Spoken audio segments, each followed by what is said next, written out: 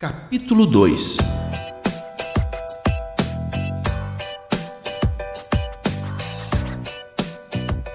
Fé, o segundo passo rumo à riqueza. Dê o primeiro passo para a fé. Você não precisa enxergar a escada inteira. Apenas dê o primeiro passo. Fé, a visualização e a crença na obtenção do desejo. A fé é um estado de espírito que pode ser induzido ou criado por afirmação ou instruções repetidas para a mente subconsciente por meio do princípio da autossugestão. Como, por exemplo, considere o propósito para o qual você está lendo este livro. O objetivo é naturalmente adquirir a habilidade de transmutar o intangível impulso de pensamento do desejo para o seu contraponto físico, o dinheiro. Seguindo as instruções listadas nos capítulos sobre autossugestão e mente subconsciente, resumidos no capítulo sobre a autossugestão, você poderá convencer a mente subconsciente de que você acredita que receberá aquilo que pediu, e ela agirá nessa crença que ela lhe repassa na forma de fé, seguida pelos planos definidos para alcançar o que você deseja. O método pelo qual você desenvolve fé onde ela já não existe é extremamente difícil de descrever. Quase tão difícil, na verdade, quanto seria descrever a cor vermelha para um cego que nunca viu cores e não tem com que comparar o que você está descrevendo para ele. A fé é um estado de espírito que você pode desenvolver quando tiver dominado os 13 princípios ou passos discutidos ao longo deste livro. A fé é um estado de espírito que se desenvolve voluntariamente pela aplicação e uso desses princípios. A repetição da afirmação de ordens para a sua mente subconsciente é o único método conhecido de desenvolver voluntariamente a emoção da fé. O significado da fé pode ser esclarecido pela seguinte explicação de como as pessoas às vezes se tornam criminosas. Conforme as palavras de um famoso criminologista, quando o homem entra em contato com o crime pela primeira vez, ele o abomina. Se ele permanece em contato com o crime por um tempo, ele acaba acostumado com ele e o suporta. Se permanece em contato por mais tempo ainda, ele finalmente o abraça e acaba sendo influenciado por ele. Isso equivale a dizer que qualquer impulso de pensamento que é repetidamente passado para a mente subconsciente é finalmente aceito e nele atua a mente subconsciente, o que, por consequência, traduz esse impulso para o seu equivalente físico, pelo procedimento mais prático que estiver disponível. Em conexão com isso, considere esta afirmação: todos os pensamentos que foram emocionalizados e misturados à fé começam imediatamente a traduzir-se para o seu equivalente ou sua contraparte física. As emoções ou a porção de sentimento dos pensamentos são os fatores que dão aos pensamentos vitalidade, vida e ação. As emoções de fé, amor e sexo, quando misturadas com qualquer impulso de pensamento, dão-lhe maior ação do que qualquer dessas emoções pode dar sozinha. Pensamentos emocionalizados misturados com a fé imediatamente se traduzem para o físico. Não somente os impulsos de pensamento que foram misturados à fé, mas também aqueles que, misturados a quaisquer emoções positivas ou negativas, podem alcançar e influenciar a mente subconsciente.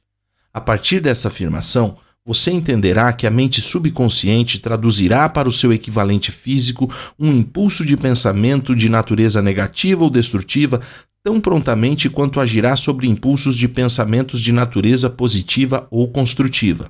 Isso é responsável pelo estranho fenômeno que tantos milhões de pessoas vivenciam, conhecido como o infortúnio ou falta de sorte. Há milhões de pessoas que se acreditam fadadas à pobreza e à fraqueza por causa de uma força estranha sobre a qual acreditam que não têm controle. Elas são as criadoras dos próprios infortúnios, por causa dessa crença negativa que é captada pela mente subconsciente e traduzida para o seu equivalente físico. Ao longo das eras, os religiosos aconselharam a humanidade em suas dificuldades a ter fé nisso, naquilo e noutro dogma ou credo, mas acabaram não contando às pessoas como ter fé. Eles não afirmaram que a fé é um estado de espírito e que ela pode ser induzida pela autossugestão. A fé é um estado de espírito induzido pela autossugestão. Lembre-se sempre de ter fé em si mesmo, fé no infinito e a fé é o eterno elixir, que dá vida, poder e ação ao impulso do pensamento. Vale a pena ler a frase do item anterior uma segunda vez. Vale a pena ler em voz alta.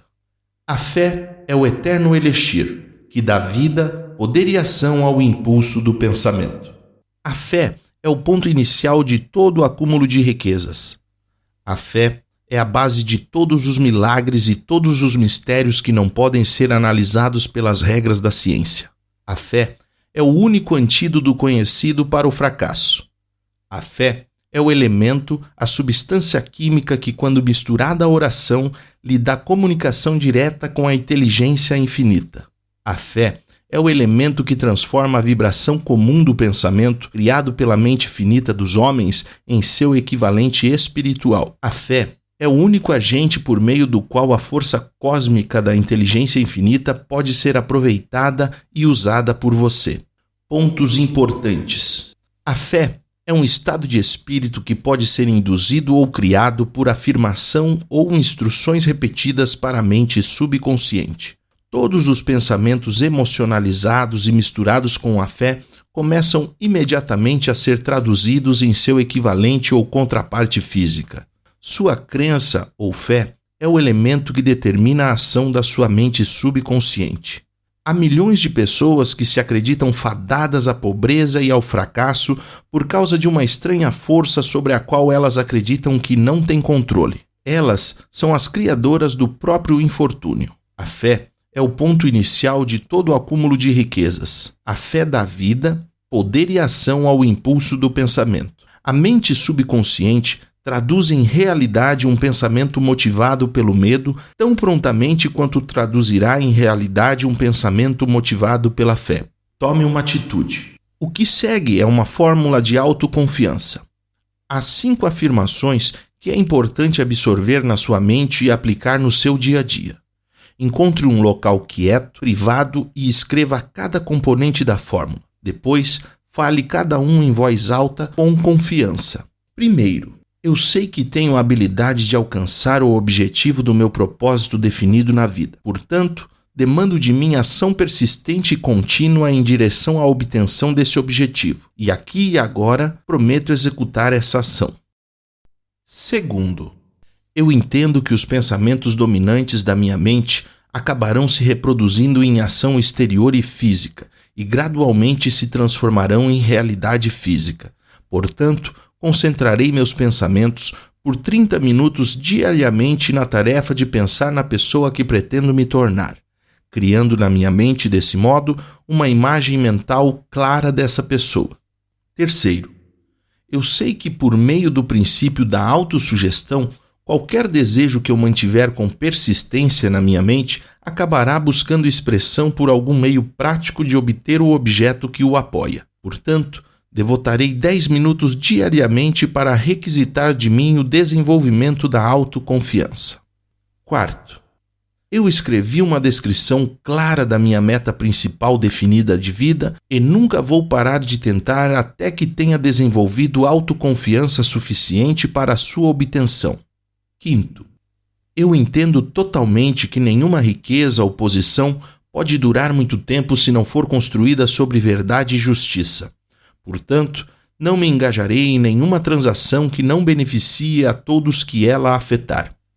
Terei sucesso atraindo para mim as forças que quero usar e a cooperação de outras pessoas. Induzirei outras pessoas a me servir por causa da minha disponibilidade para servir os outros. Eliminarei ódio, inveja, ciúme, egoísmo e cinismo, desenvolvendo amor pela humanidade. Porque sei que uma atitude negativa com os outros jamais me trará sucesso. Farei com que os outros acreditem em mim, porque acreditarei neles e em mim mesmo. Assinarei com o meu nome abaixo dessa fórmula. Vou guardar na memória e repetir em voz alta uma vez por dia, com fé total de que ela influenciará os meus pensamentos e as minhas ações, de modo que me tornarei uma pessoa autoconfiante e bem-sucedida. Assine aqui. A base dessa fórmula é uma lei da natureza que ninguém até hoje foi capaz de explicar. Ela deixou os cientistas embasbacados em todas as eras. Os psicólogos batizaram essa lei de autossugestão e pararam por aí.